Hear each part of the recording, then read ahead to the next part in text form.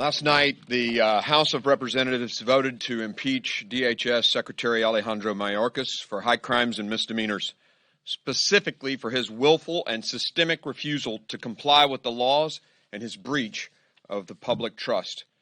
This is the culmination of nearly a year's worth of investigations and hearings, was necessary to deal with a rogue DHS secretary whose lawless actions have caused and perpetuated one of the worst border crisis in American history, a border crisis that has devastated communities all across our country.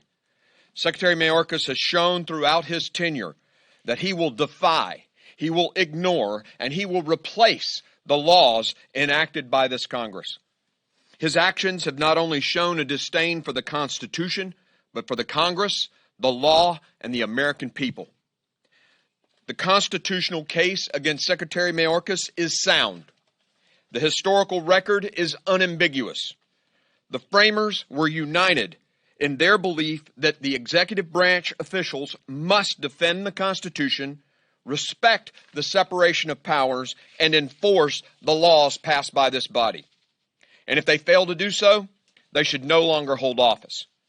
If we're all being honest here, we all intuitively understand this.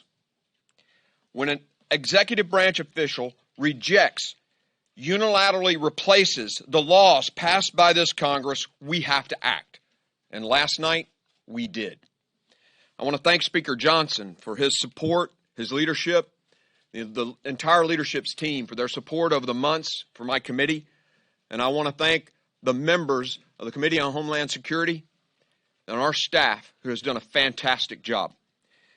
They and this Congress, this Republican Congress, have worked to hold this lawless secretary accountable.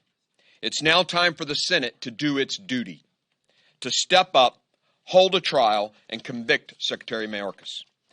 With that, I'll be followed by the gentleman from Minnesota, Mr. Aaron. Thank you, Mark.